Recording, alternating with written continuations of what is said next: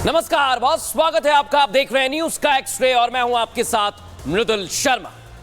आज आपको बताएंगे कैसे असदुद्दीन ओवैसी मुसलमानों को भड़का रहे हैं। सिर्फ असदुद्दीन ओवैसी नहीं है, कई और हैं जो मुसलमानों को बरगला रहे हैं, भड़का रहे हैं। और इतना ही नहीं, सीमा पार से भी, देश के बाहर से भी भड़काया जा रहा है। और ये पूरी टूलकिट कैसे काम कर रही है दर्शकों, कैसे हिंदू त्योहारों को निशाना बनाया जा रहा है, आज एक एक चीज हम आपको बताने वाले हैं। इसे पूरा एक्सपोज कर देंगे। इसकी पूरी एक्स-रे रिपोर्ट हमने तैयार की है। कहीं मत जाइएगा, पहले आपको दिखाते हैं देश और दुनिया की तमाम 10 बड़ी खबरें, उसके बाद एक्स-रे रिपोर्ट।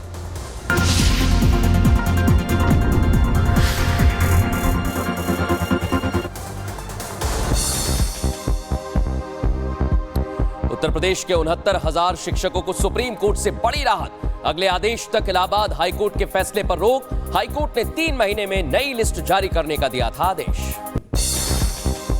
राहुल गांधी के सनातन विरोधी बयान पर बीजेपी हमलावर, कहा उनको अपनी जाति और देवता का पता नहीं, विदेश में रहकर कर रहे चीन का प्रचार। हरियाणा में कांग्रेस और आम आदमी में गठबंधन पर नहीं बनी बात, आपने 20 उम्मीदवारों के नाम का किया ऐलान। कोलकाता कांड को लेकर बीजेपी का ममता सरकार पर हमला, कहा ममता कर रही आरोपियों को बचाने का काम, ममता बनर्जी का इस्तीफा और पॉलीग्राफी टेस्ट की मांग। आम आदमी पार्टी विधायक अमानतुल्लाह खान को 14 दिन की न्यायिक हिरासत, राउज एवेन्यू कोर्ट ने 23 सितंबर तक अमानतुल्लाह को जेल भेजा। जीएसटी काउंसिल की 54वीं बैठक में कई फैसले लिए गए। कसिनो का राजस्व 30% बढ़ा, कैंसर की दवाएं और नमकीन पर जीएसटी घटा। यूपी के जौनपुर में जमीनी विवाद को लेकर दबंगों ने युवक पर किया हमला, सीसीटीवी कैमरे में रिकॉर्ड हुई वारदात। यूपी के आजमगढ़ में पुलिस ने 164 अपराधियों को धर दबोचा, डीआईजी के नेतृत्व में चलाया गया गिरफ्तारी अभियान। बहराइच में ड्रोन कैमरे में कैद हुआ भेड़िया, आदमखोर को पकड़ने के लिए वन विभाग की टीम जुटी, अब तक पकड़े गए हैं 4 भेड़िए। जेल में बंद पाकिस्तान के पूर्व पीएम इमरान खान के हजारों समर्थकों ने इस्लामाबाद में रैली की रिहाई की मांग को लेकर किया प्रदर्शन।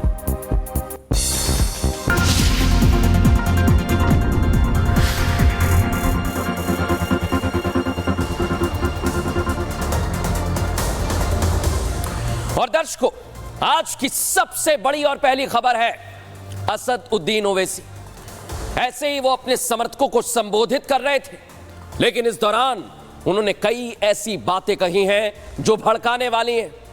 लेकिन कैसे वो भड़का रहे हैं, क्यों भड़का रहे हैं, वजह क्या है, आइए जरा आपको बता देता हूं। देश में दर्शकों, कोई कानून बनाने का सोचा ही जाता है कि उससे पहले विरोधी सियासत पर उतर जाते हैं, विरोध की सियासत शुरू हो जाती है।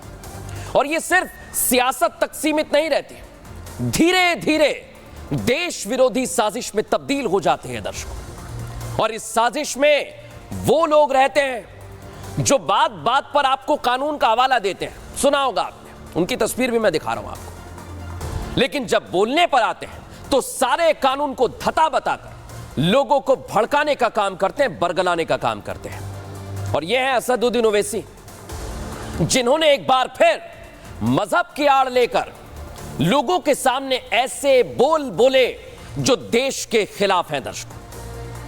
असदुद्दीन ओवैसी सीधे कह रहे हैं कि जो वक्फ को बर्बाद करेगा, हम सब उसे मिलकर बर्बाद कर देंगे। सोचिए जरा, सिर्फ इतना ही नहीं, असदुद्दीन ओवैसी सीधे सीधे लोगों को बदला लेने के लिए उकसा रहे हैं। सोचिए जरा, यह नफरत फैलाने का काम तब किया जा रहा है जब वक्फ बिल जेपीसी के पास है। सोचिए अगर ये पास हो गया होता तो क्या होता, सोचिए जरा आप थोड़ी देर के लिए। और इसलिए आज हम सवाल पूछ रहे हैं असदुद्दीन ओवैसी से, क्या सड़कों पर आकर हंगामा करेंगे? यह आपकी सोच है? क्या ओवैसी चुनाव के लिए देश का माहौल बिगाड़ेंगे? क्या असदुद्दीन ओवैसी कानून में संशोधन के लिए दबाव बनाएंगे? नहीं सुनी जाएगी बात तो अराजकता फैलाएंगे? ये सवाल है दर्शकों। लेकिन सबसे पहले मैं आपको बता रहा हूं कैसे असदुद्दीन ओवैसी भड़का रहे हैं। पहले जरा वो सुनिए आप। जो लोग वक्फ की जायदादों को बर्बाद करने आ रहे हैं, आप और हम मिलकर उनको इंशाअल्लाह बर्बाद कर देंगे सियासी तौर पर। और कितनी मस्जिदों को खोने के लिए तैयार हो। याद रखो, अगर ये खुदा ना खास्ता कानून बनेगा तो सिर्फ काशी मथुरा नहीं, कोई मस्जिद नहीं बचेगी भारत में जो झगड़े शुरू हो जाएंगे।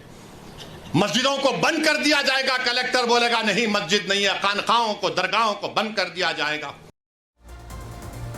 सुन लिया दर्शकों आपने कैसे असद उद्दीन ओवैसी भड़का रहे हैं। मस्जिदें, मजार, इसको लेकर बड़ी बड़ी बातें कह रहे हैं। दर्शकों अभी तो आपने असद उद्दीन ओवैसी को ही सुना है, उनके बोल ही सुने हैं। जो AIMIM के अध्यक्ष हैं, संसद में सांसद के रूप में बैठते हैं, बैरिस्टर हैं, जो वक्फ संशोधन बिल को किस तरह से बरगला रहे हैं, उसे लेकर JPC बनाई गई है, उसमें असद उद्दीन ओवैसी शामिल है। लेकिन ये डर दिखा रहे हैं कि मस्जिदों को खतरा है। ओवैसी बोल रहे हैं कि हमारी मस्जिदें छीन ली जाएगी, कोई मस्जिद नहीं रहेगी, मथुरा काशी का जिक्र कर रहे हैं। नेता तो नेता, आम लोग भी मुस्लिम मोहल्लों में भड़काऊ टेप ऑन करके सुना रहे हैं। दर्शकों ये बात वहां तक चली गई है, उनकी तस्वीर आपको दिखा रहा हूं। दिल्ली से ये वीडियो सामने आया दर्शकों, जिसमें एक शख्स हाथ में माइक लेकर कानून आया तो मस्जिद और कब्रिस्तान छिन जाएंगे, ऐसी बातें कही जा रही हैं। सोचिए इसमें बच्चों को भी शामिल करने की बात कह रहे हैं। सुनवाता हूं, जरा फुल फ्रेम दिखाइए और सुनवाइए कैसे बरगलाया जा रहा है। वक्फ बोर्ड तरमीमी बिल 2024 जो पार्लियामेंट में पेश किया गया है, पार्लियामेंट में इसको फिलहाल रद्द कर दिया गया है, पास नहीं हुआ। ज्वाइंट पार्लियामेंट्री कमेटी के अंदर ये मौजूद है और ज्वाइंट पार्लियामेंट्री कमेटी ने राय मांगी है। तो इसलिए तमाम हजरात से, तमाम खातीन से, तमाम मर्दों से, बहन भाइयों से सबसे गुजारिश है कि सब अपनी अपनी राय पेश करें। घर का कोई भी मेंबर खाली ना रहे। बच्चे के पास मोबाइल है, अपने फोन के जरिए से इस बिल के खिलाफ राय पेश करें। याद रखिए, ये बिल अगर पास हो गया तो हमारी मस्जिदें छिन जाएंगी, मदारिस छिन जाएंगे, कब्रिस्तान छिन जाएंगे और वक्फ बोर्ड की लाखों की तादाद में जो प्रॉपर्टी है वो सब छिन जाएंगे।